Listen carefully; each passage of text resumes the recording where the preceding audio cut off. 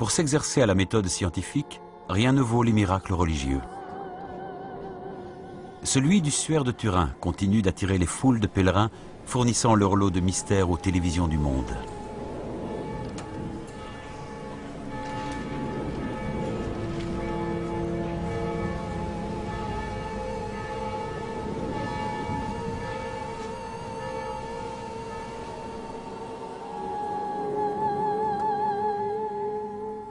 Le Saint-Suaire est un tissu de plus de 4 mètres, considéré comme le linceul qui a entouré le corps du Christ après sa crucifixion. Lors de sa résurrection, le corps de Jésus a imprimé son image de face et de dos sur le tissu. Il est l'une des plus importantes reliques de la chrétienté.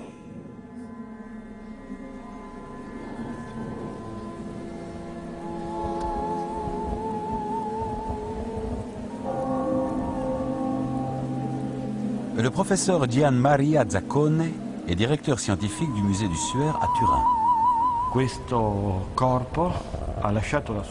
Sur ce corps qui a laissé son empreinte, on lit une série de blessures et de traumatismes, dont la vision renvoie immédiatement au récit de la Passion du Christ, au supplice imposé à Jésus-Christ tel que les racontent les évangiles. Le professeur Nello Ballosino est directeur de recherche en informatique à l'université de Turin. D'abord, il faut dire que l'empreinte du Saint-Suaire, son image, est remarquable par sa tridimensionnalité intrinsèque. Pour expliquer en termes simples l'effet de relief qui ressort de l'image du Suaire, on la parcourt le long d'une ligne horizontale. Vous pouvez observer des points clairs et des points sombres. Les plus sombres correspondent aux parties saillantes du corps qui ont été le plus au contact de la toile.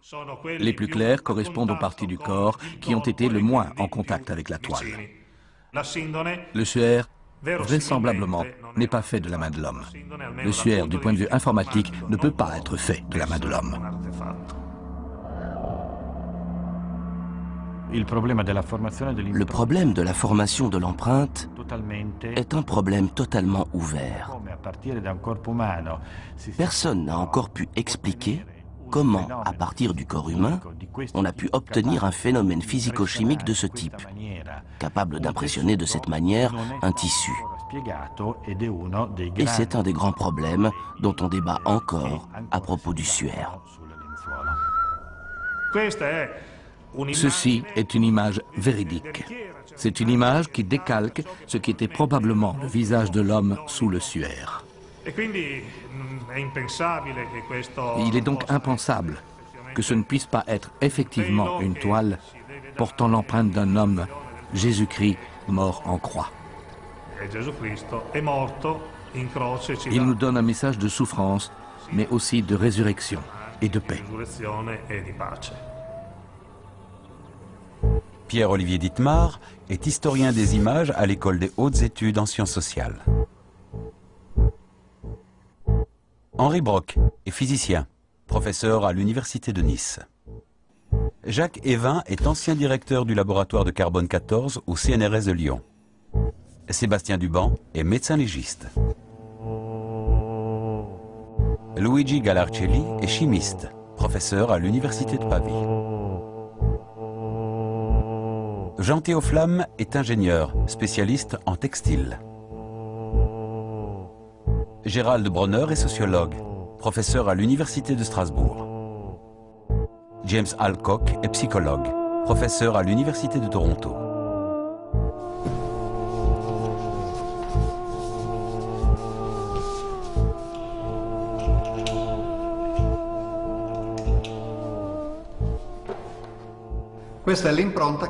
Ceci est l'empreinte que laisse un vrai corps sur un drap.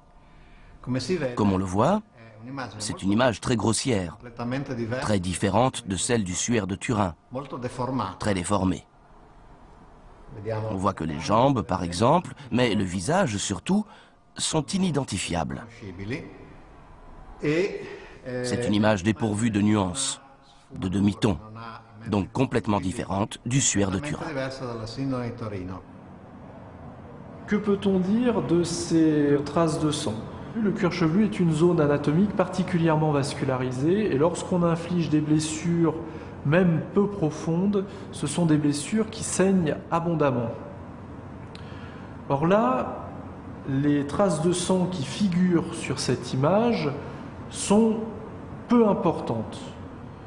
Si on avait des lésions infligées sur une personne vivante, on aurait un cuir chevelu diffusément ensanglanté, ce qui n'est pas la représentation sur cette image-là. On a des écoulements sanglants représentés qui sont extrêmement fins. Donc là, il y a une première incohérence. Alors la question qui peut se poser, c'est la curieuse distance qui existe entre la face ventrale et la face dorsale. Donc là, on voit bien la distance, le gap entre les deux. Alors que manifestement, si on enveloppe quelqu'un dans un linge, on l'enveloppe comme ceci, on doit avoir l'image ventrale, puis les cheveux, puis la nuque, puis le dos. On doit avoir une continuité totale de l'image. Or là, on a une discontinuité. Donc apparemment, difficile à expliquer. Difficile à expliquer parce que la plupart du temps, le suaire, il est montré comme ceci. Les évêques qui le tiennent, les ostensions différentes qui ont eu lieu, il est quasiment tout le temps présenté horizontalement. Alors qu'à mon avis, c'est pas sa position, disons, d'origine.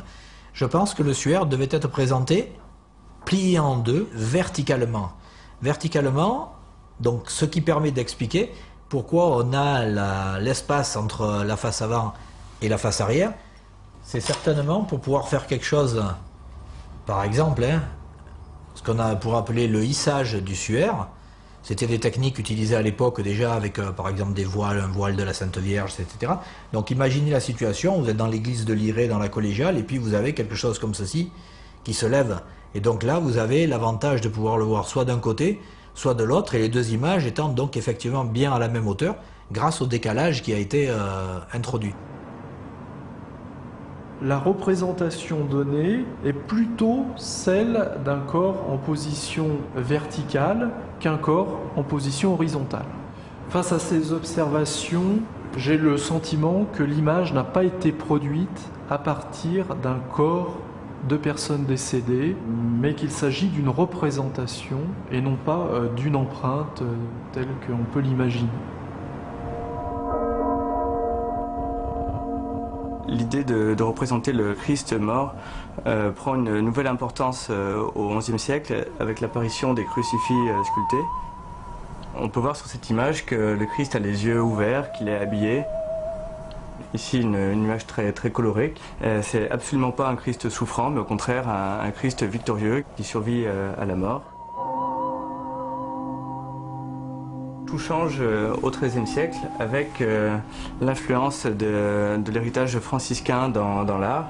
Le fait que saint François ait reçu les stigmates donne une nouvelle importance à la mort du Christ, à la passion et à la crucifixion. Et les artistes donnent des représentations du Christ qui sont plus souffrantes, plus douloureuses.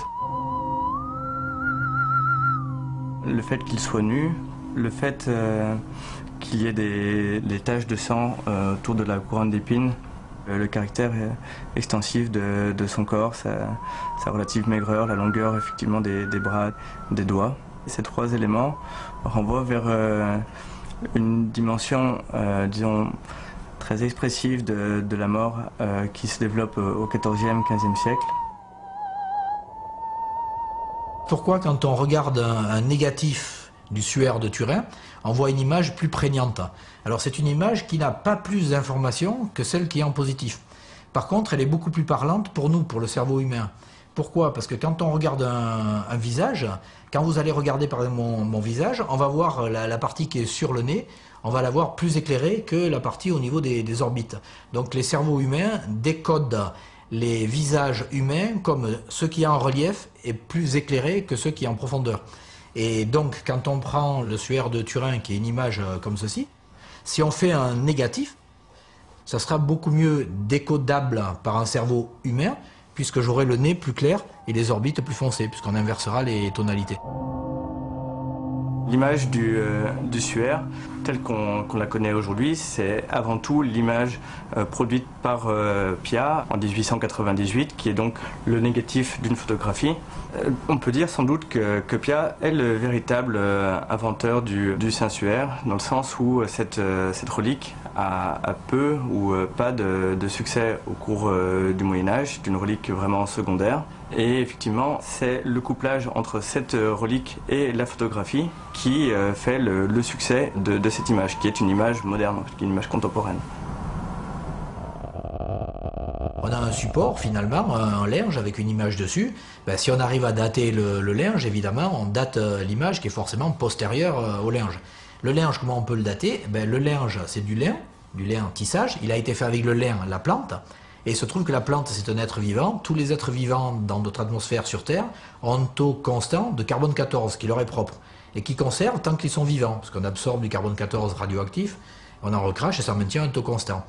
Donc, quand l'être vivant, la plante en l'occurrence, meurt, le lin est coupé pour faire le lin, le tissu qui servira après de faire du linge, eh bien le carbone 14 radioactif se désintègre petit à petit. Et donc on a un nombre d'atomes au départ qui est maintenu constant tant que l'être est vivant. Quand l'être est décédé ou coupé dans le cas du lin, à ce moment-là, le carbone 14 se désintègre. Donc on compte combien il reste de carbone 14, comme on sait combien il y en avait au départ, parce que c'était taux constant, on en déduit l'âge de l'objet.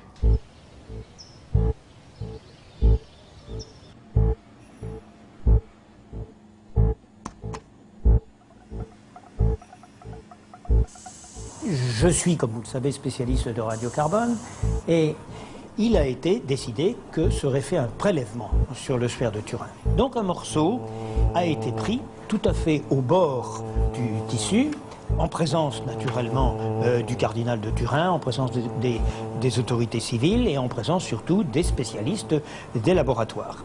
Et donc ce morceau de tissu a été coupé en trois et chacun des trois morceaux a été donné dans un petit flacon spécial dûment extincté au laboratoire qui avait une expérience en datation d'objets archéologiques importante. Le résultat obtenu par la moyenne des trois laboratoires qui ont fait la mesure montre que le lin qui a servi au linceul de Turin a poussé entre l'année 1290 et l'année 1390. Les trois datations sont très proches les unes des autres et les marges statistiques vont très bien les unes avec les autres. Pour faire le tissu du linceul, il faut impérativement 4 lames, au moins. Voilà, ici. Ça, c'est un métier moderne qui est utilisé encore par les artisans.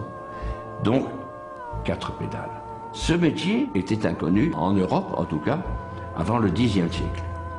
Il y a des historiens allemands et autres qui ont étudié la question et se sont rendus compte qu'en fait que l'invention du métier à 4 barres de lisse, ou même parfois plus, en tout cas du métier à pédale, venait de Chine.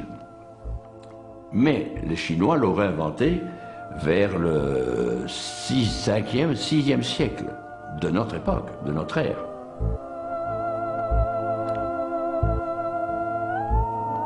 Il n'était pas possible, à l'époque de Jésus, de tisser ce genre de tissu. Voilà. C'est donc une icône qui a été fabriquée au XIVe siècle, comme il y en a eu des tas d'autres, des suaires, d'abord il y en avait plusieurs. Jusqu'en 1930, le suaire qui faisait des miracles, c'était pas le suaire de Turin, c'était le suaire de Cadouin, hein. Donc il faisait des miracles reconnus. Donc, mais finalement, quand il y a un jésuite qui s'est rendu compte que ce que tout le monde prenait pour de la décoration sur le côté, c'était une écriture arabe ancienne et ça a permis de le dater, et il était du 12e, hein, de mémoire, donc ben, il a disparu, puis il n'a plus fait de miracles, ils l'ont tout simplement retiré. Donc on voit bien que finalement c'est un épiphénomène. On oublie que l'Église donc qui, je rappelle, au XIVe siècle, c'est la première à avoir démystifié le linge, qu'on appelle maintenant le linceul de Turin. Hein. Le tout étant confirmé par le pape, avec les bulles papales de janvier 1390.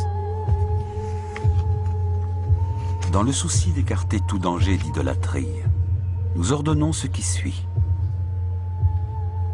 chaque fois que la dite représentation sera montrée au peuple, le doyen et les ecclésiastiques ne pourront revêtir ni aube ni aucun vêtement liturgique. Celui qui fera ostension devra avertir à haute et intelligible voix que la dite figure n'est pas le vrai suaire de notre Seigneur Jésus-Christ, mais qu'elle est une peinture ou un tableau du suaire. Bulle du pape Clément VII, le 6 janvier 1390.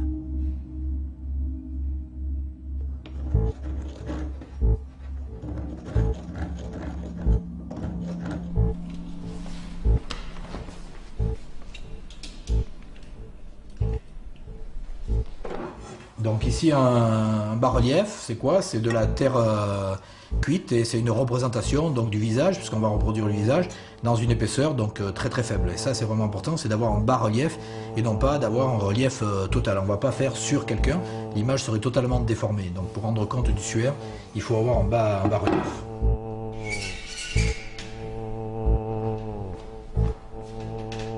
Je prends la toile de lin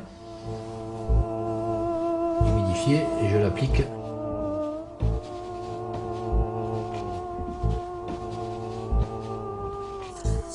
On est en train de refaire en fonction de ce qui a été retrouvé par Macron, un microanalyste américain, donc qui a fait les analyses. Ce qui a été retrouvé, c'est du collagène, un médium. Le collagène, c'est la colle, c'est le support. Et puis ensuite, le colorant, le pigment qui a aussi été retrouvé, c'est un pigment ocre, celui-là, donc ocre rouge. Donc là, j'ai mélangé l'ocre à la colle d'os.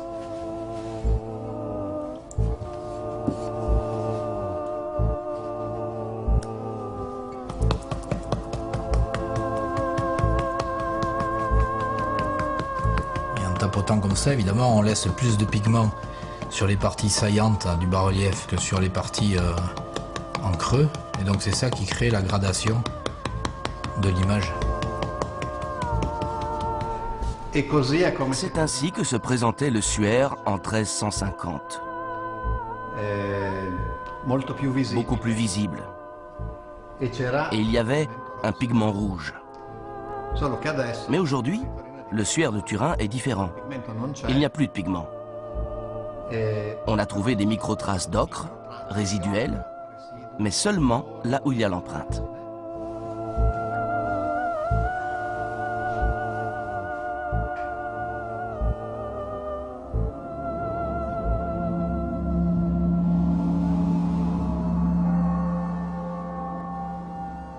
Le fait qu'il y ait des colloques de syndonologie, hein, l'étude du syndone, du suaire, du linceul, quoi. Qu'est-ce que c'est qui peut, disons, pousser à ce qu'il y ait de tels congrès? Tout d'abord, c'est un effet médiatique, parce que les médias sont vraiment intéressés, puis les médias sont très souvent plus intéressés par un côté mystérieux, par faire mousser le mystère, que par essayer de donner les explications, alors que les explications, on les a. Donc déjà, il y a toute cette mousse médiatique qui est autour du suaire. Et puis il se trouve que les gens qui sont impliqués dans ces soi-disant études, ils vont faire finalement à peu de frais, ils vont se faire une gloriole, puisqu'ils vont pouvoir se retrouver dans les médias, ils vont être présentés comme l'expert qui a réussi à montrer qu'il y avait un effet 3 dimensions dans le suaire, etc., qui a montré qu'il y avait eu un corps, qui a montré qu'il y avait eu une résurrection et tout. Et puis à ce moment-là, ils auront l'appui des croyants, qui pour eux estiment que le fait de montrer que le suaire est authentique, ça va accréditer l'historicité d'un personnage qui aurait ressuscité à telle époque. Et donc du coup, il y a tout un support, donc ça veut dire qu'il y a une confluence de forces qui font que c'est beaucoup plus médiatique de mettre les choses pro-authenticité que de montrer ce qu'il en est, à savoir une mystification qui date du XIVe siècle. Je ne citerai aucun nom, mais je connais plusieurs maisons d'édition importantes, ainsi que plusieurs chaînes de télévision qui ont diffusé des programmes ou publié des livres à condition que la fin soit modifiée. Par exemple, il est arrivé qu'un éditeur exige que l'on indique dans un livre qu'aucune preuve n'a pu être établie et que les recherches pour en obtenir se poursuivent. Bref, de rester vague. Selon ces responsables, personne ne voudrait regarder un programme où ce qui a été dit n'avait finalement aucun sens. Il faut donc garder une part de mystère. Et cela, je l'ai constaté à plusieurs reprises. C'est qu'un programme basé sur la rationalité n'attire pas beaucoup de gens, et donc par ricochet, ne suscite pas l'intérêt des publicitaires. Imaginez pour la région de Turin 5 millions de pèlerins avec une dépense moyenne de l'ordre de 250-300 € que les gens vont laisser déplacements, restaurants, hôtels, etc. En comptant simplement 300 € pour 5 millions de pèlerins, ça veut dire 1,5 milliard d'euros pour la région turinoise. Donc c'est une manne financière qu'aucune région ne va refuser. Donc à l'heure actuelle, c'est une exploitation marketing d'un produit parce qu'on sait que ça attire les foules, quoi. Donc ni plus ni moins, c'est uniquement une utilisation, disons, commerciale qui en est faite.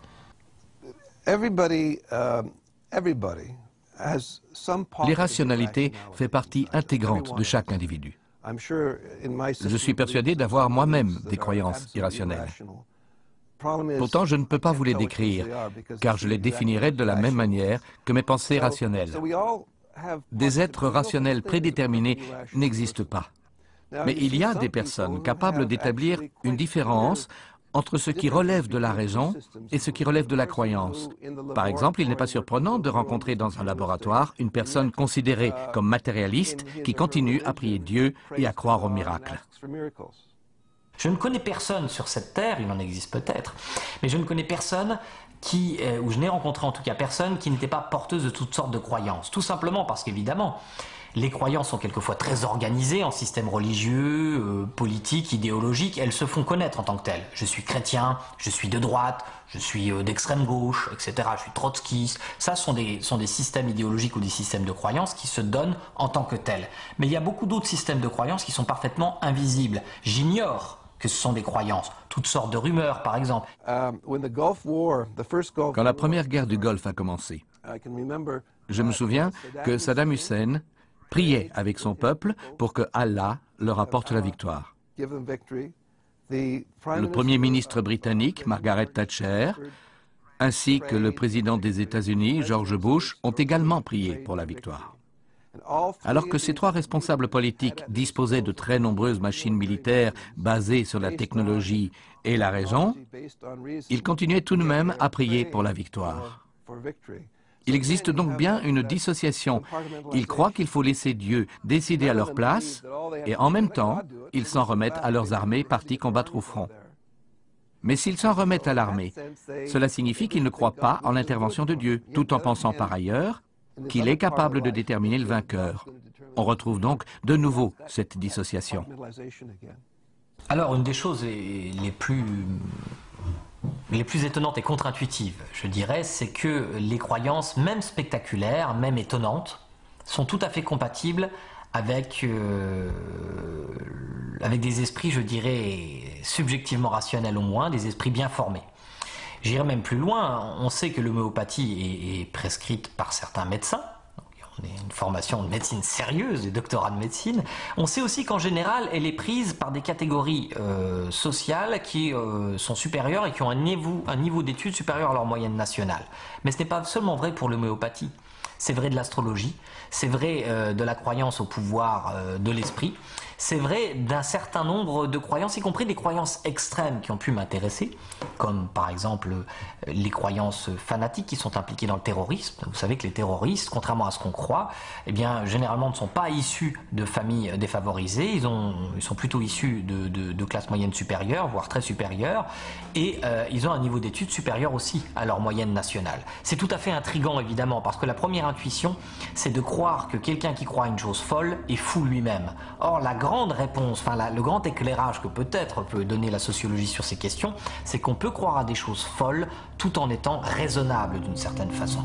On peut croire à des choses déraisonnables tout en étant un être de raison. Dès le début de la matinée se multiplient dans les rues de Naples les statuettes de Saint-Janvier, son saint patron, que l'on porte à la cathédrale dans la chapelle du Trésor pour le miracle du sang.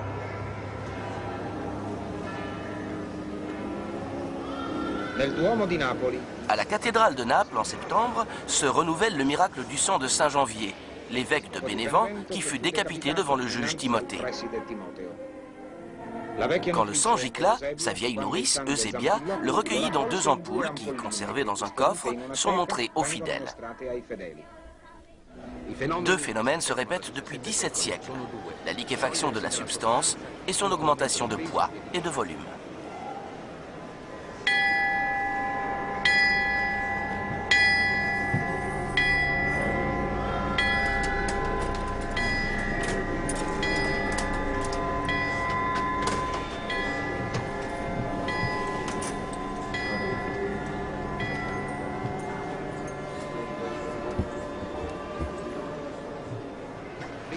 différentes hypothèses avancées pour une explication naturelle se sont avérées insuffisantes. En cette année sainte, l'annonce du prodige est considérée de bon augure pour le monde catholique et pour Naples, qui se rassemble pour la bénédiction.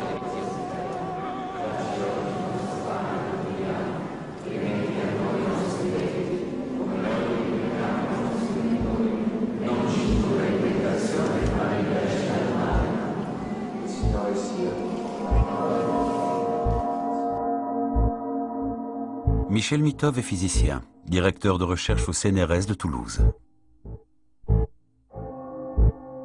Monseigneur Cépé est le cardinal de Naples. Jean Bricmont est physicien, professeur à l'université de Louvain. Je sais que jusqu'à ce jour, avec tous les systèmes scientifiques les plus actuels, avec toutes les analyses qui ont été faites, etc., la science dit qu'elle ne réussit pas à expliquer scientifiquement ce phénomène.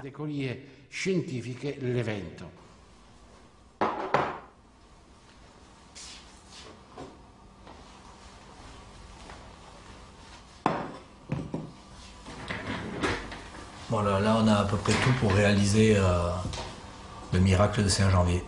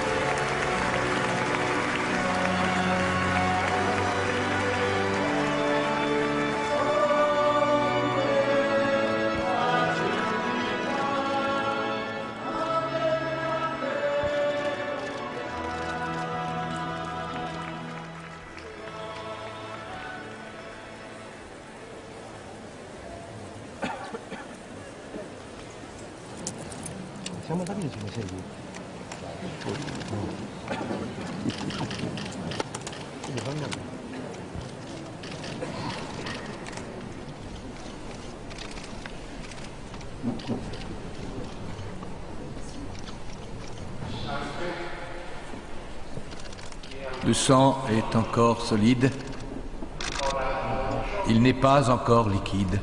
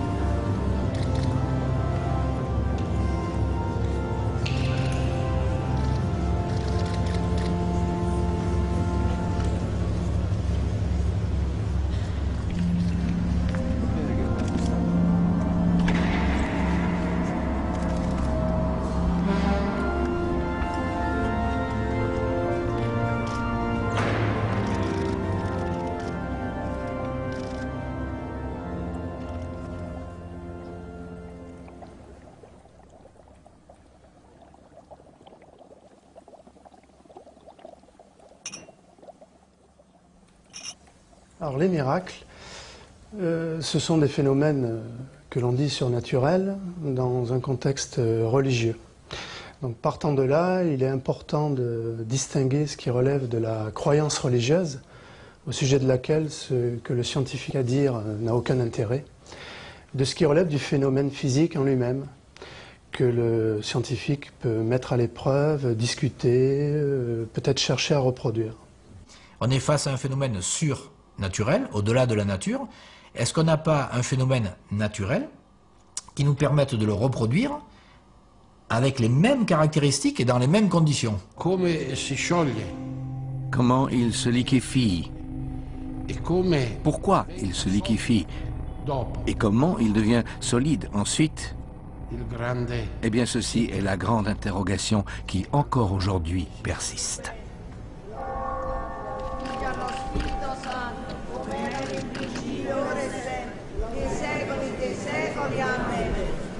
ringraziamo la Santissima Trinità, sciarada a San Giuliano, Padre produttore di sta città.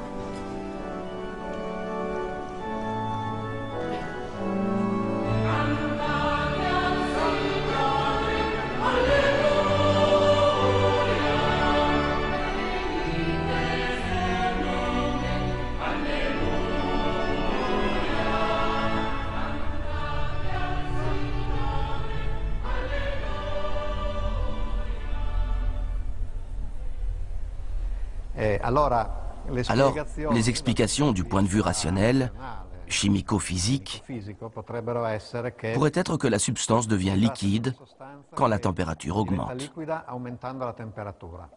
Le fluide est décrit comme gélatineux au mois d'avril-mai, comme complètement fluide au mois de septembre, voire même dès l'ouverture des portes du coffre dans lequel il est conservé. Et en décembre, la transition est très difficile à venir, et voire même absente. Donc, de toute évidence, il y a une corrélation à faire entre la température et l'état du fluide. Il y a une recette qui a été donnée dans des livres anciens, on trouve même dans le Larousse du 19e siècle, ou dans un livre qui s'appelle « Des sciences occultes », qui date de 1829. On trouve une recette qui est assez simple, qui consiste à prendre du spermaceti. Donc le spermaceti, c'est ce qu'on peut voir ici. Donc on prend cette substance, on la fait fondre. Ensuite on prend de l'Alcana tinctoria. Alcana tinctoria, ce sont des racines d'orcanette séchées. C'est un fort colorant rouge. C'est utilisé depuis l'Antiquité. On les broie et on va obtenir donc un mélange, c'est le même dans les deux ampoules, qui a une propriété, c'est de faire une transition de phase en fonction de la chaleur. Et puis, à date fixe, donc en septembre, il y a les fidèles qui vont venir donc, dans l'église, l'ostensoir va être sorti, et puis vous imaginez, température corporelle, la température ambiante, les cierges allumés et tout, c'est un peu comme là, si je prends l'ampoule dans la main, par le réchauffement donc, de la main, on va avoir le produit qui va changer de phase. Donc de la phase solide, il va passer en phase liquide.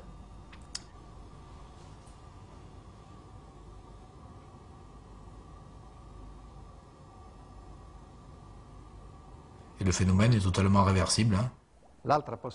Ce peut être aussi un phénomène de thixotropie. La propriété qu'ont certains gels, certaines gélatines, de passer de l'état solide à l'état liquide par l'effet de sollicitation mécanique. Choc, secousse, mouvement, etc. Pendant la cérémonie, la relique est prise en main, retournée, manipulée plusieurs fois, pour voir si le sang est devenu liquide.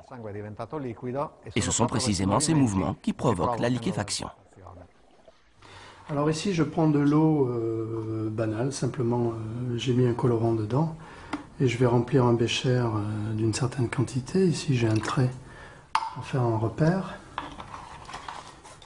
Et je vais prendre ici une poudre qui est en fait une argile synthétique qu'on appelle l'aponite, qui est faite de silice et de magnésium. Et je vais incorporer progressivement cette poudre dans mon flacon.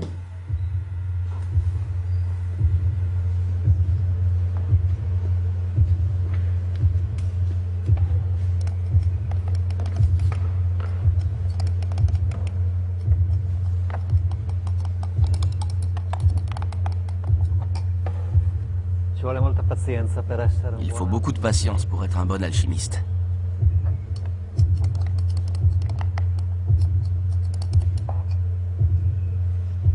Si j'attends quelques heures, voilà ce que devient cette solution que j'ai mis dans ce flacon.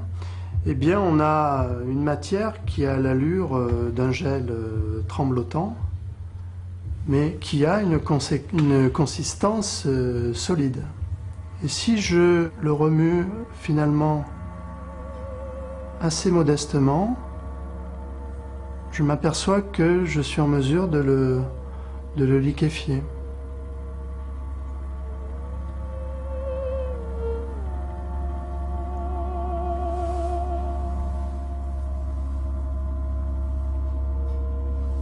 Et si je secoue un peu plus, à ce moment-là, je vais le fluidifier considérablement. Là, vous avez quelque chose de complètement fluide maintenant, regardez.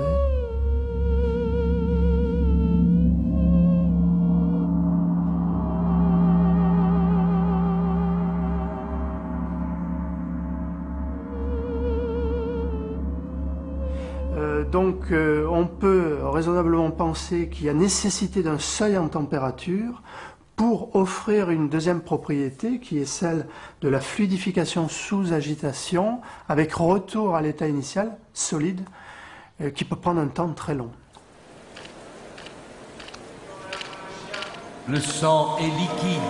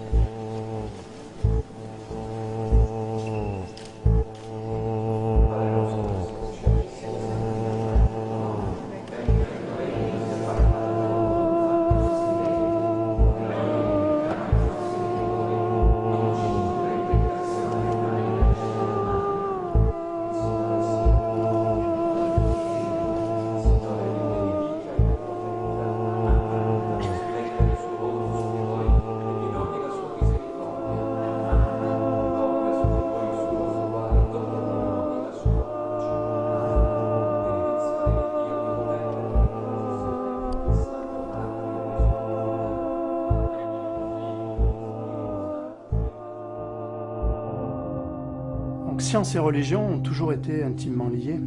À une époque, les prêtres dans l'Antiquité utilisaient des astuces scientifiques et technologiques très sophistiquées pour ouvrir les portes des temples à distance, faire jaillir de l'eau des fontaines.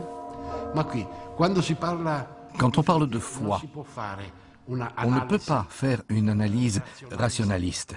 La foi est quelque chose que l'on a et que l'on exprime, ou que l'on n'a pas. Et il n'y a aucun raisonnement au monde qui peut analyser ça. Même quand le Seigneur Jésus faisait des miracles, tous n'y croyaient pas.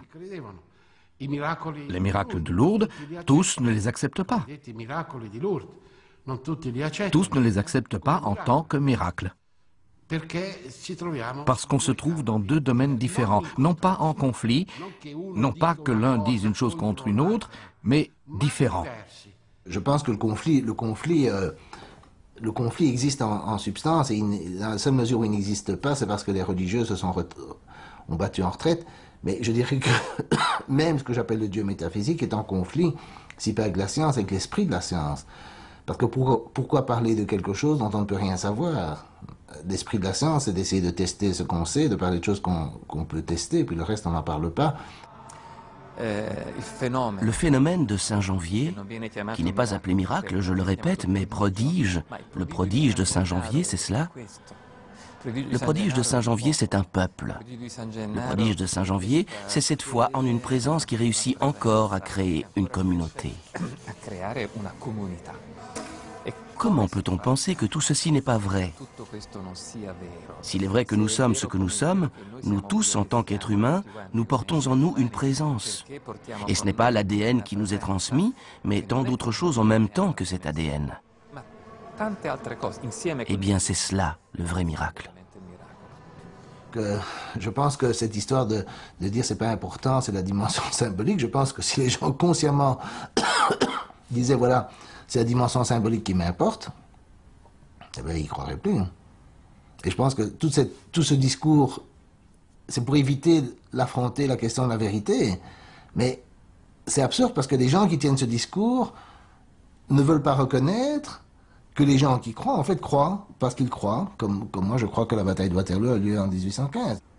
Alors évidemment, quand la science arrive et elle émet des hypothèses et elle explique ou tente d'expliquer, à ce moment-là, nous sommes dans la notion de progrès, c'est-à-dire les connaissances progressent. On donne aux personnes les outils pour comprendre le monde qui nous entoure. Et à ce moment-là, recourir à des questions de croyance ou de superstition, eh bien, trouve des alternatives. Vous prenez la base fondamentale de toute réflexion scientifique, ce qu'on appelle le principe de raison suffisante. Par exemple, si je fais chuter un objet, et qu'il chute, et que je rends compte de cette chute par l'effet de la gravitation. Je peux m'arrêter là. Mais supposons qu'un croyant vienne et dise « Oui, il y a l'effet de la gravitation, mais c'est aussi un fantôme que vous ne pouvez pas voir, que vous ne pouvez pas tester expérimentalement et qui tire cet objet vers le bas. » Qu'est-ce que je peux prouver scientifiquement concernant ce point? Rien. Je ne pourrai jamais démontrer que ce fantôme n'existe pas. Donc la science ne va pas démontrer que Dieu n'existe pas ou que les fantômes n'existent pas, ça ne l'intéresse pas. Ce que la science va montrer, c'est qu'il n'est pas nécessaire de poser l'hypothèse de ce fantôme ou de poser l'hypothèse de Dieu pour rendre compte d'un certain nombre de phénomènes. Le principe de raison suffisante. Voilà une première hygiène mentale qui, s'il était appliqué dans la vie de tous les jours, nous ferait sans doute prendre des distances avec toutes sortes d'idées fausses que nous avons sur le monde. Concetta Lamanna du village d'Adrano était atteinte par la méningite. Elle a fait ce geste avec un coton imprégné des pleurs de la Vierge et maintenant son mari l'embrasse, guérie. Cette fillette de Priolo était boiteuse, miraculée elle aussi. De la petite maison d'Antonietta Giusto, l'image sainte est sortie dans la rue, qui maintenant ne suffit plus à contenir les pèlerins. En attendant, on distribue les morceaux de coton qui guériront aussi ceux qui ne peuvent être transportés, tandis que la statue est portée dans les bras de l'évêque vers l'édicule qu'on lui a érigé sur la place Euclide, où se pressent tous ceux qui sont venus prier la Sainte Mère de tous.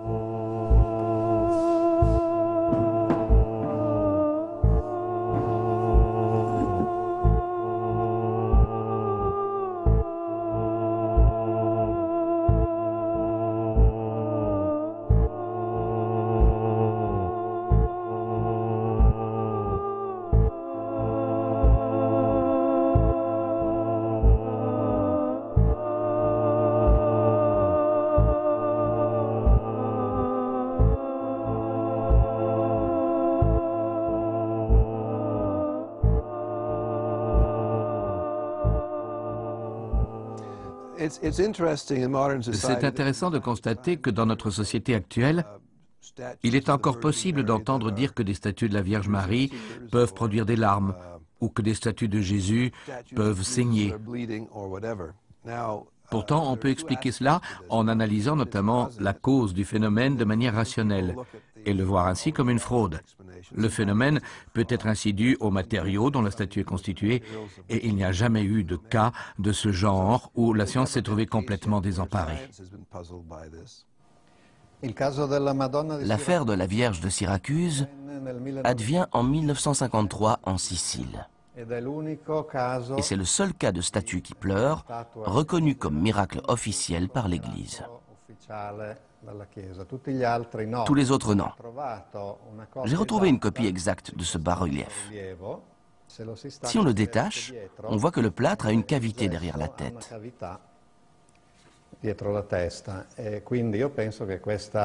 Je pense donc que cette cavité a pu servir pour placer un stratagème. Imaginons qu'on ait une statue, de style statue de l'île de Pâques, voilà. Donc les statues qui sont en plâtre creux et vernissé, ben, elles sont creuses, elles ont la tête qui est creuse comme ça. Donc l'astuce, c'est simplement de faire un petit trou ici, d'injecter de l'eau et donc de remplir la cavité. Une fois qu'on a l'eau à l'intérieur, par capillarité, l'eau va se répandre partout dans le plâtre et ça va imbiber toute la statue. Comme la statue, elle est émaillée ou vernissée, mais émaillée c'est encore mieux, l'eau ne peut pas sortir. Donc l'eau s'est infiltrée partout par capillarité.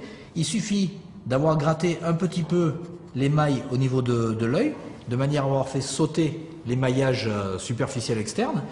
Ça va imbiber tout le plâtre et ça ne pourra ressortir qu'au niveau de l'œil. Ça va faire, à ce moment-là, il y a la tension superficielle qui va jouer, ça va former une petite bille et ça va faire une larme, tac, qui va couler. Et on va voir la statue qui va se mettre à pleurer. Tout simplement par capillarité et tension superficielle. Alors, la question que j'aime bien poser, c'est la question du tri. Comment est-ce que vous faites pour trier? Parce que des croyances de ce type-là, il y en a en Inde, il y en a en Chine, il y en a au Japon, il y en a en Nouvelle-Guinée, etc. Alors pourquoi vous croyez des trucs qui sont locaux, c'est-à-dire des trucs dans lesquels vous avez été élevé, par exemple l'astrologie ici, pas l'astrologie tibétaine ou chinoise, etc. Pourquoi est-ce que vous devez croire à des médecines comme l'homéopathie ici, qui ne sont pas populaires dans d'autres pays où ça va être de la guérison par la foi ou d'autres choses? Il y a quelque chose de très provincial au fait d'adhérer simplement à des croyances qui ne sont pas testées universellement, et je ne vois pas très bien pourquoi on devrait accepter les unes plutôt que les autres. Ce qui peut également expliquer ce phénomène, sûrement le plus intéressant, c'est l'aspect psychologique.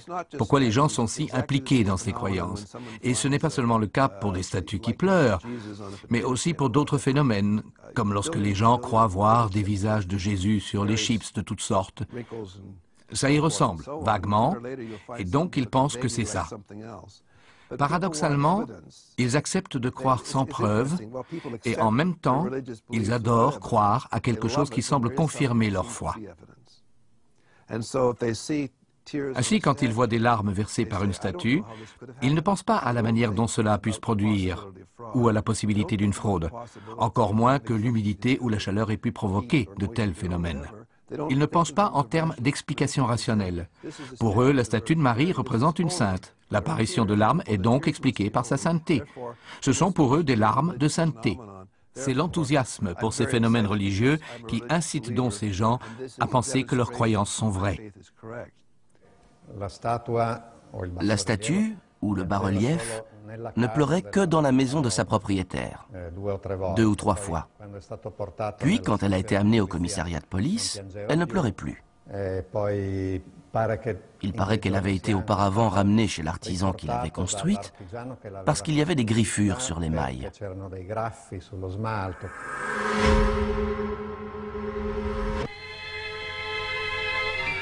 À Syracuse, État de New York, la foule accourt au miracle.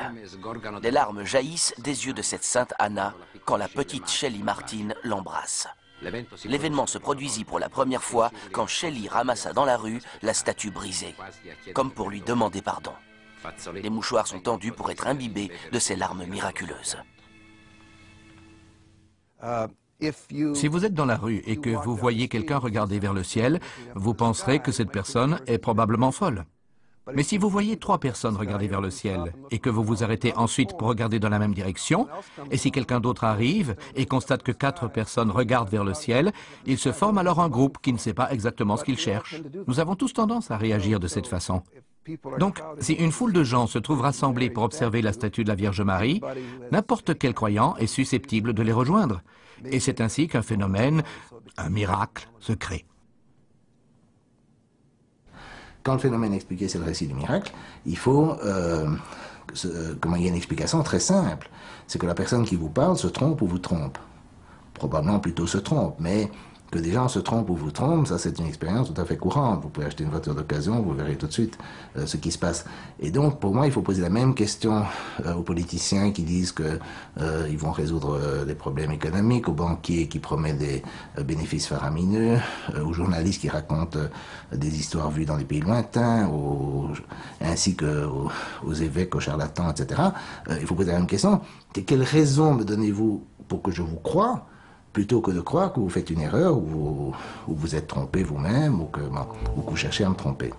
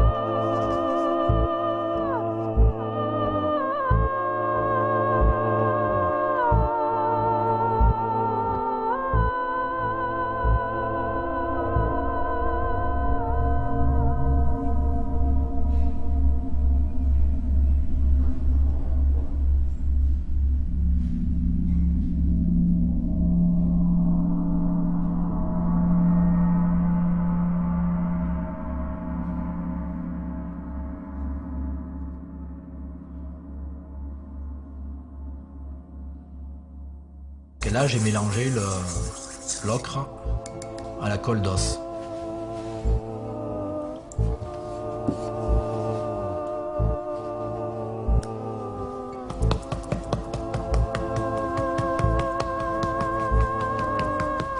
Et en tapotant comme ça, évidemment, on laisse plus de pigments sur les parties saillantes du bas-relief que sur les parties en creux.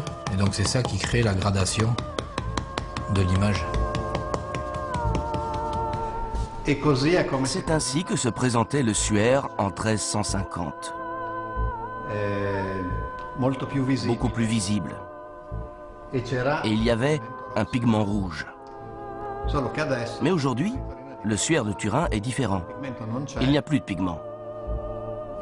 On a trouvé des micro-traces d'ocre, résiduelles, mais seulement là où il y a l'empreinte.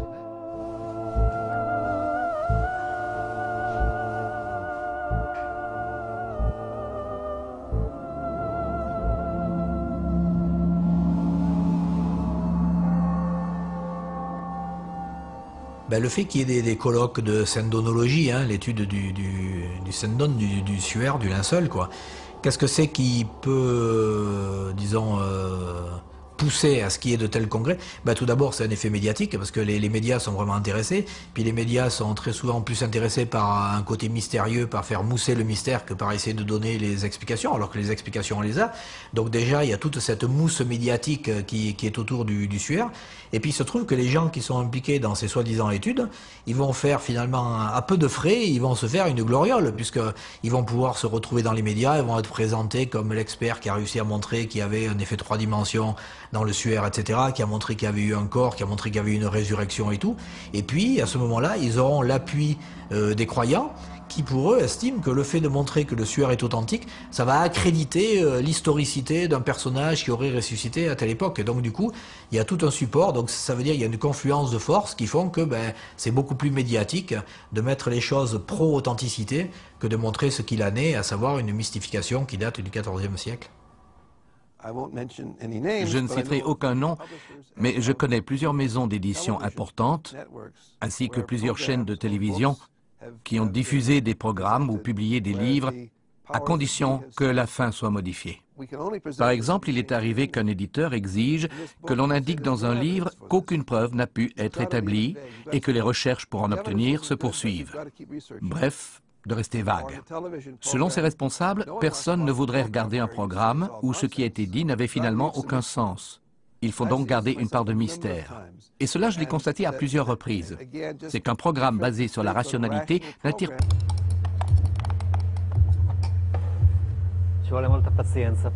Il faut beaucoup de patience pour être un bon alchimiste.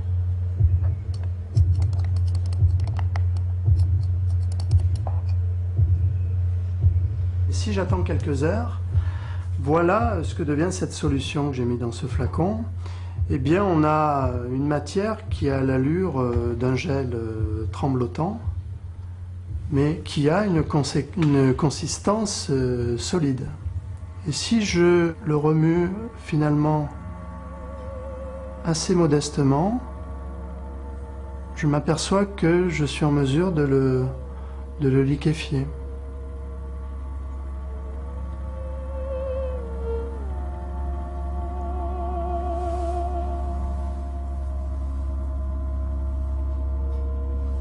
Et si je secoue un peu plus, à ce moment-là, je vais le fluidifier considérablement. Là, vous avez quelque chose de complètement fluide maintenant, regardez.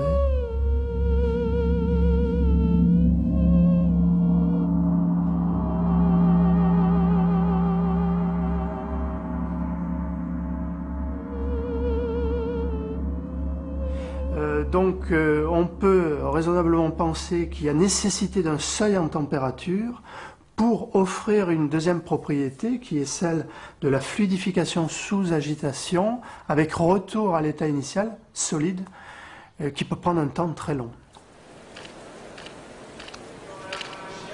Le sang est liquide.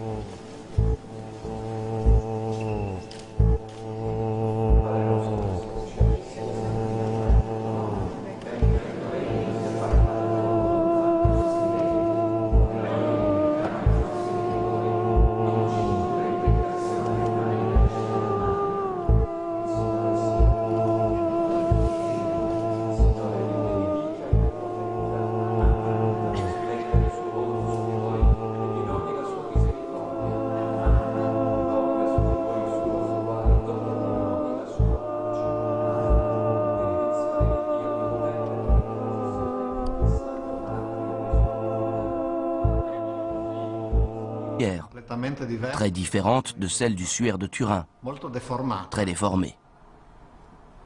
On voit que les jambes, par exemple, mais le visage surtout, sont inidentifiables. C'est une image dépourvue de nuances, de demi-ton, donc complètement différente du suaire de Turin. Que peut-on dire de ces traces de sang? Le cuir chevelu est une zone anatomique particulièrement vascularisée et lorsqu'on inflige des blessures, même peu profondes, ce sont des blessures qui saignent abondamment. Or là, les traces de sang qui figurent sur cette image sont peu importantes. Si on avait des lésions infligées sur une personne vivante, on aurait un cuir chevelu diffusément ensanglanté, ce qui n'est pas la représentation sur cette image-là. On a des écoulements sanglants représentés qui sont extrêmement fins. Donc là, il y a une première incohérence. Alors la question qui peut se poser, c'est la curieuse distance qui existe entre la face ventrale et la face dorsale. Donc là, on voit bien la distance, le gap entre les deux. Alors que manifestement, si on enveloppe quelqu'un dans un linge, on l'enveloppe comme ceci, on doit avoir l'image ventrale, puis les cheveux, puis la nuque, puis le dos. On doit avoir une continuité totale de l'image. Or là, on a une discontinuité. Donc apparemment, difficile à expliquer.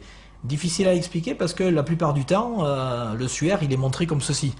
Les évêques qui le tiennent, les ostensions différentes qui ont eu lieu, il est quasiment tout le temps présenté horizontalement. Alors qu'à mon avis, c'est pas sa position, disons, d'origine. Je pense que le suaire devait être présenté plié en deux, verticalement. Verticalement, donc ce qui permet d'expliquer pourquoi on a l'espace entre la face avant et la face arrière.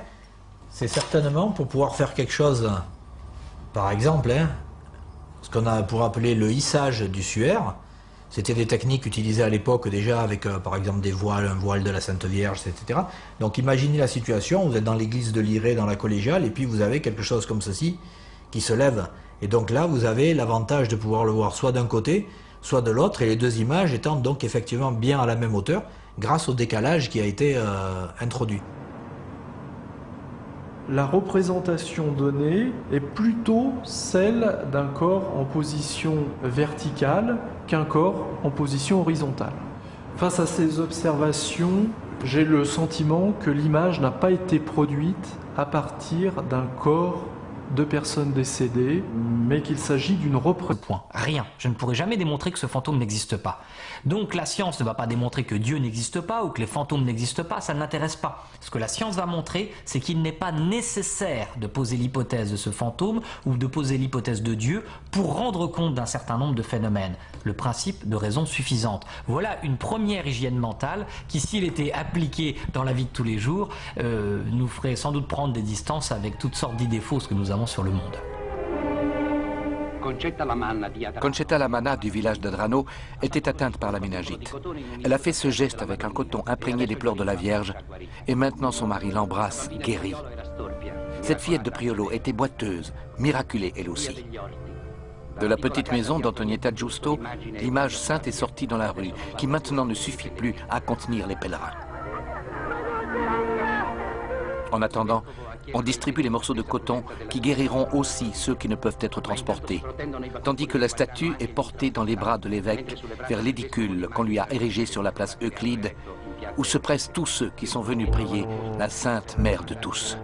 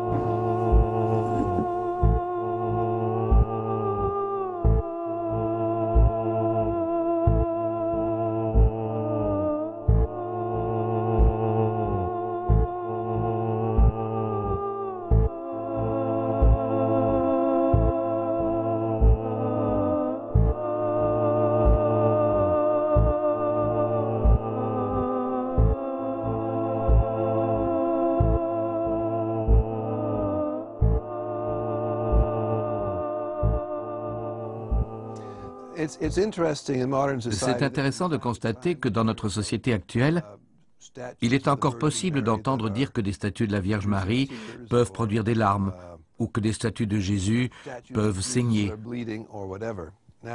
Pourtant, on peut expliquer cela en analysant notamment la cause du phénomène de manière rationnelle et le voir ainsi comme une fraude.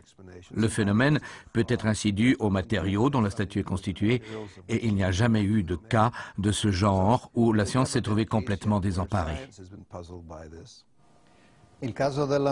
L'affaire de la Vierge de Syracuse advient en 1953 en Sicile.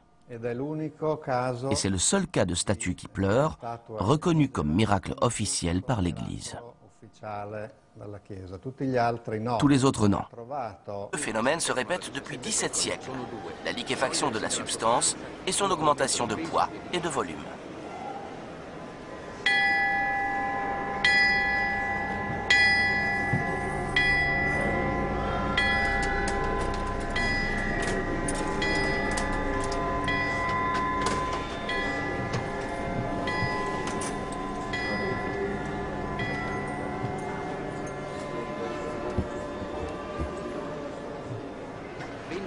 Hypothèses avancées pour une explication naturelle se sont avérées insuffisantes. En cette année sainte, l'annonce du prodige est considérée de bon augure pour le monde catholique et pour Naples, qui se rassemble pour la bénédiction.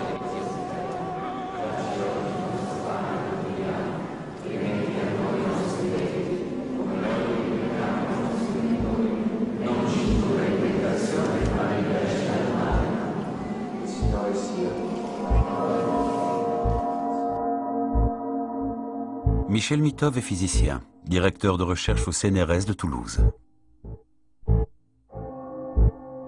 Monseigneur Seppé est le cardinal de Naples. Jean Bricmont est physicien, professeur à l'université de Louvain. Je sais que jusqu'à ce jour, avec tous les systèmes scientifiques les plus actuels, avec toutes les analyses qui ont été faites, etc., la science dit qu'elle ne réussit pas à expliquer scientifiquement ce phénomène.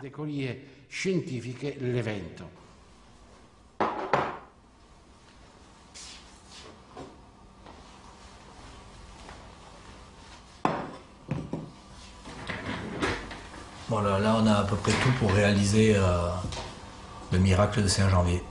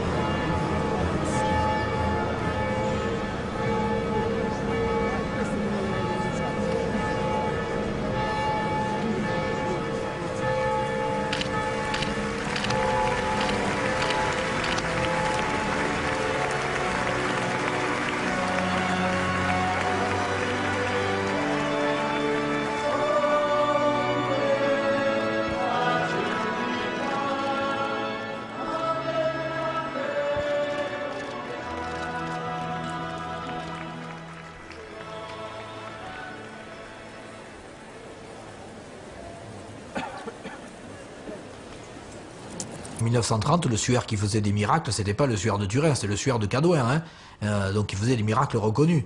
Donc, mais finalement, quand il y a un jésuite qui s'est rendu compte que ce que tout le monde prenait pour de la décoration sur le côté, c'était une écriture arabe ancienne et ça a permis de le dater, et il était du 12e, hein, de mémoire, donc ben, il a disparu, puis il n'a plus fait de miracles, ils l'ont tout simplement retiré. Donc on voit bien que finalement c'est un épiphénomène.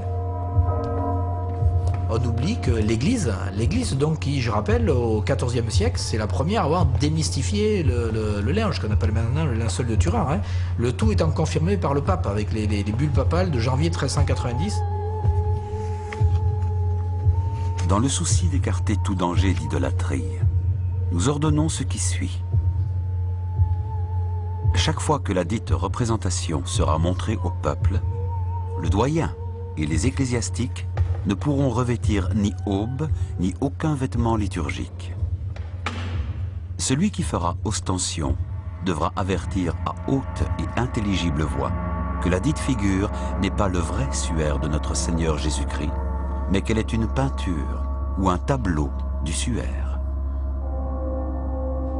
Bulle du pape Clément VII, le 6 janvier 1390.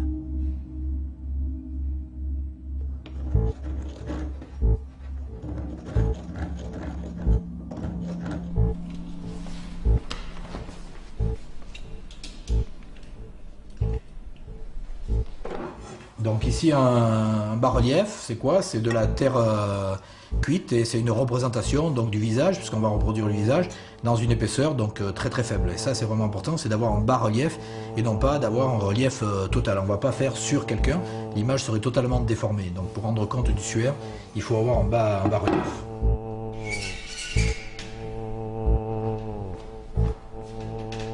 Je prends la toile de lin humidifiée et je l'applique.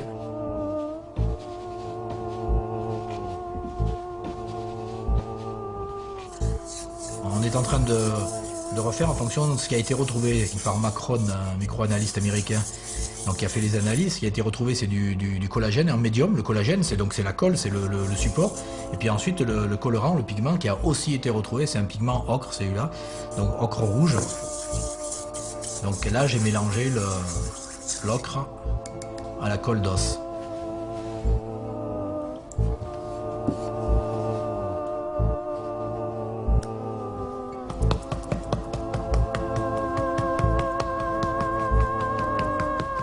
Et en tapotant comme ça, évidemment, on laisse plus de pigments sur les parties saillantes du bas-relief que sur les parties en creux. Et donc c'est ça qui crée la gradation. Sa propriétaire, 2 ou 3 fois. Puis, quand elle a été amenée au commissariat de police, elle ne pleurait plus. Il paraît qu'elle avait été auparavant ramenée chez l'artisan qui l'avait construite parce qu'il y avait des griffures sur les mailles.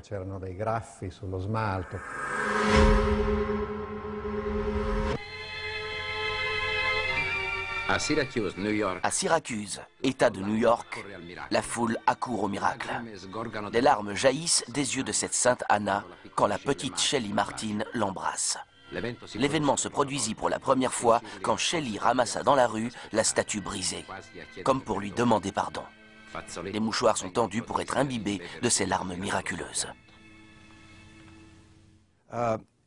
Si vous êtes dans la rue et que vous voyez quelqu'un regarder vers le ciel, vous penserez que cette personne est probablement folle. Mais si vous voyez 3 personnes regarder vers le ciel et que vous vous arrêtez ensuite pour regarder dans la même direction, et si quelqu'un d'autre arrive et constate que 4 personnes regardent vers le ciel, il se forme alors un groupe qui ne sait pas exactement ce qu'il cherche. Nous avons tous tendance à réagir de cette façon. Donc, si une foule de gens se trouve rassemblée pour observer la statue de la Vierge Marie, n'importe quel croyant est susceptible de les rejoindre. Et c'est ainsi qu'un phénomène, un miracle, se crée. Quand le phénomène expliqué, c'est le récit du miracle, il faut il y a une explication très simple. C'est que la personne qui vous parle se trompe ou vous trompe. Probablement plutôt se trompe, mais que des gens se trompent ou vous trompent, ça c'est une expérience tout à fait courante. Vous pouvez acheter une voiture d'occasion, vous verrez tout de suite ce qui se passe. Et donc pour moi il faut poser la même question aux politiciens qui disent que ils vont résoudre les problèmes économiques, aux banquiers qui promettent des bénéfices faramineux, aux journalistes qui racontent des histoires vues dans des pays lointains, ainsi qu'aux évêques, aux charlatans, etc. Il faut poser la même question. Quelle raison me donnez-vous pour que je vous croie, plutôt que de croire que vous faites une erreur ou vous êtes trompé vous-même ou que vous cherchez à me tromper.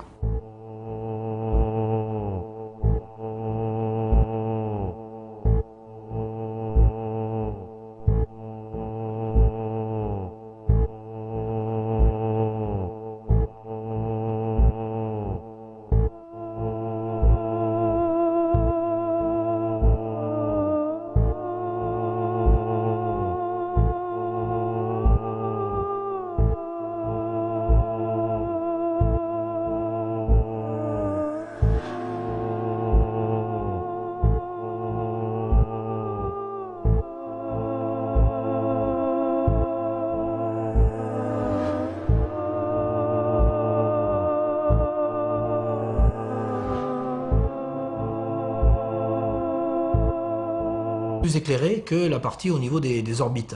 Donc les cerveaux humains décodent les visages humains comme ce qui est en relief est plus éclairé que ce qui est en profondeur.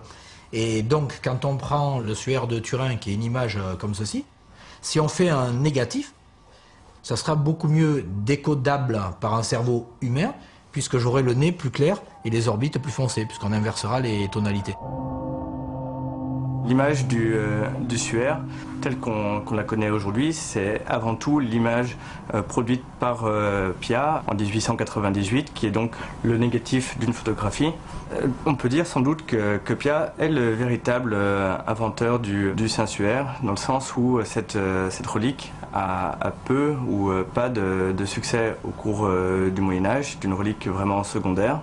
Et effectivement, c'est le couplage entre cette relique et la photographie qui fait le succès de cette image, qui est une image moderne, une image contemporaine.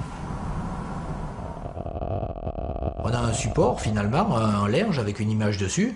Ben, si on arrive à dater le linge, évidemment, on date l'image qui est forcément postérieure au linge. Le linge, comment on peut le dater? Ben, le linge, c'est du lin en tissage. Il a été fait avec le lin, la plante. Et il se trouve que la plante, c'est un être vivant. Tous les êtres vivants dans notre atmosphère sur Terre ont un taux constant de carbone 14 qui leur est propre et qui conserve tant qu'ils sont vivants. Parce qu'on absorbe du carbone 14 radioactif, on en recrache et ça maintient un taux constant. Donc, quand l'être vivant, la plante en l'occurrence, meurt, le lin est coupé pour faire le lin, le tissu qui servira après de faire du linge, eh bien le carbone 14 radioactif se désintègre petit à petit. Et donc on a un nombre d'atomes au départ qui est maintenu constant tant que l'être est vivant. Quand l'être est décédé ou coupé dans le cas du lin, à ce moment-là, le carbone 14 se désintègre. Donc on compte combien il reste de carbone 14, comme on sait combien il y en avait au départ, parce que c'était taux constant, on en déduit l'âge de l'objet.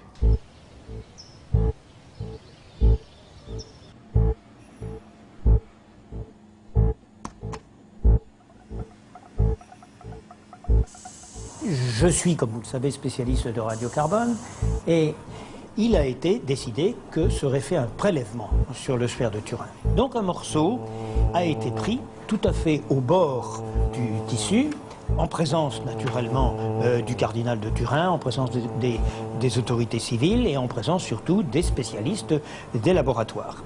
Et donc ce morceau de tissu a été coupé en trois et chacun des trois morceaux a été donné dans un petit flacon spécial dûment extincté au laboratoire qui avait une expérience en datation d'objets archéologiques importante. Le résultat obtenu par la moyenne des trois laboratoires qui ont fait... Les mouchoirs sont tendus pour être imbibés de ces larmes miraculeuses. Si vous êtes dans la rue et que vous voyez quelqu'un regarder vers le ciel, vous penserez que cette personne est probablement folle. Mais si vous voyez 3 personnes regarder vers le ciel et que vous vous arrêtez ensuite pour regarder dans la même direction, et si quelqu'un d'autre arrive et constate que 4 personnes regardent vers le ciel, il se forme alors un groupe qui ne sait pas exactement ce qu'il cherche. Nous avons tous tendance à réagir de cette façon. Donc, si une foule de gens se trouve rassemblée pour observer la statue de la Vierge Marie, n'importe quel croyant est susceptible de les rejoindre. Et c'est ainsi qu'un phénomène, un miracle, se crée. Quand le phénomène expliqué, c'est le récit du miracle, il faut il y a une explication très simple. C'est que la personne qui vous parle se trompe ou vous trompe. Probablement plutôt se trompe, mais que des gens se trompent ou vous trompent, ça c'est une expérience tout à fait courante. Vous pouvez acheter une voiture d'occasion, vous verrez tout de suite ce qui se passe. Et donc pour moi, il faut poser la même question aux politiciens qui disent que ils vont résoudre des problèmes économiques, aux banquiers qui promettent des bénéfices faramineux, aux journalistes qui racontent des histoires vues dans des pays lointains, ainsi qu'aux évêques, aux charlatans, etc. Il faut poser la même question. Quelle raison me donnez-vous pour que je vous croie, plutôt que de croire que vous faites une erreur ou vous êtes trompé vous-même ou que vous cherchez à me tromper.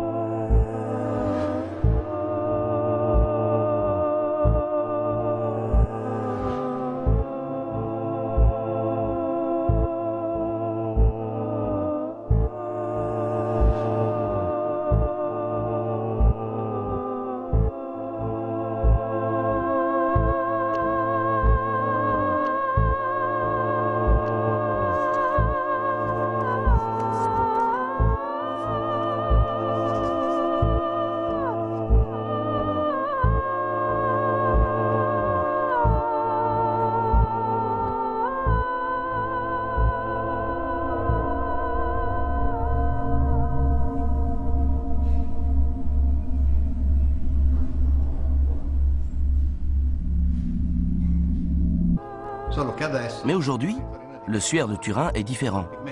Il n'y a plus de pigments. On a trouvé des micro-traces d'ocre, résiduelles, mais seulement là où il y a l'empreinte.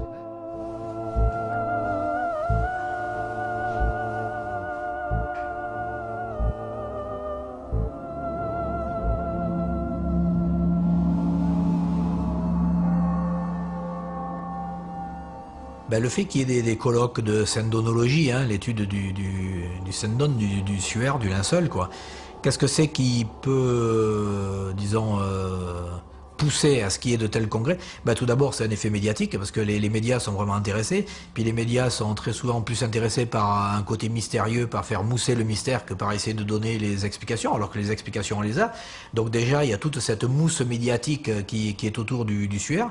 Et puis il se trouve que les gens qui sont impliqués dans ces soi-disant études, ils vont faire finalement à peu de frais, ils vont se faire une gloriole, puisqu'ils vont pouvoir se retrouver dans les médias, ils vont être présentés comme l'expert qui a réussi à montrer qu'il y avait un effet 3 dimensions dans le suaire, etc., qui a montré qu'il y avait eu un corps, qui a montré qu'il y avait eu une résurrection et tout.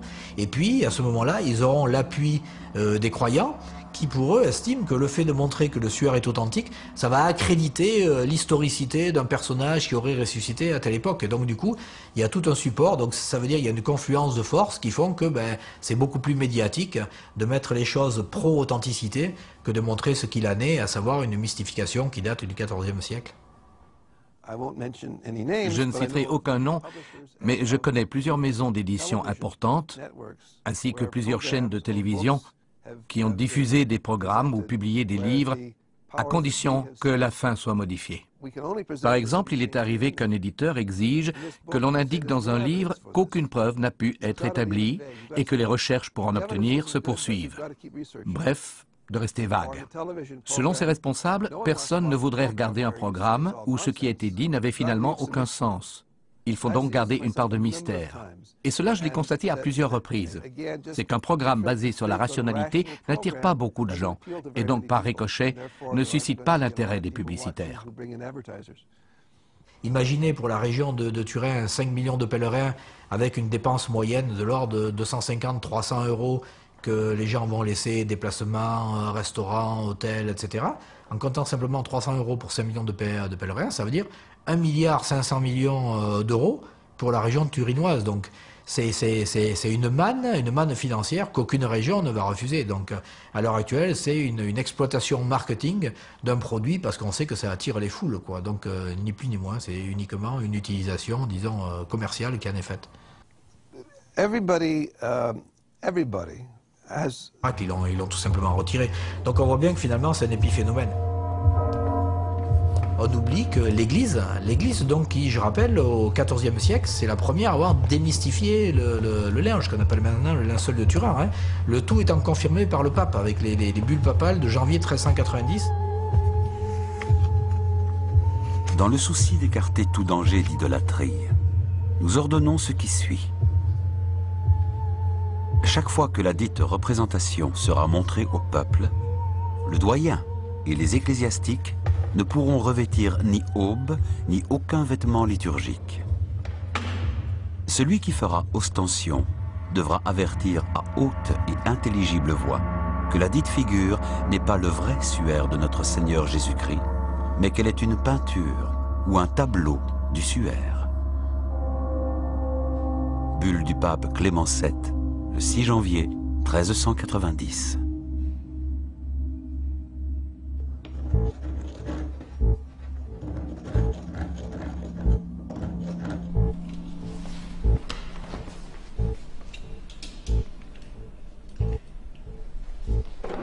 Donc ici un bas-relief, c'est quoi? C'est de la terre cuite et c'est une représentation donc du visage, puisqu'on va reproduire le visage dans une épaisseur donc très très faible. Et ça c'est vraiment important, c'est d'avoir un bas-relief et non pas d'avoir un relief total. On ne va pas faire sur quelqu'un, l'image serait totalement déformée. Donc pour rendre compte du suaire, il faut avoir un bas-relief.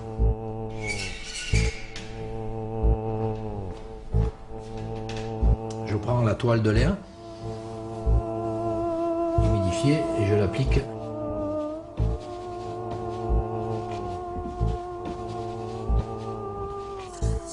On est en train de refaire en fonction de ce qui a été retrouvé par Macron, un microanalyste américain.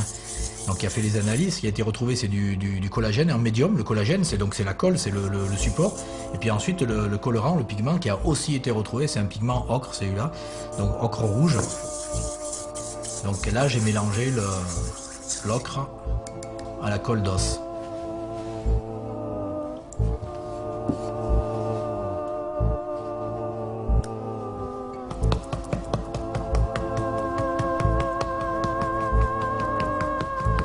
Tapotant comme ça, évidemment, on laisse plus de pigments sur les parties saillantes du bas-relief que sur les parties en creux.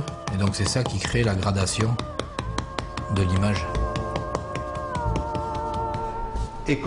C'est ainsi que se présentait le suaire en 1350. Beaucoup plus visible. Et il y avait un pigment rouge. Mais aujourd'hui, le suaire de Turin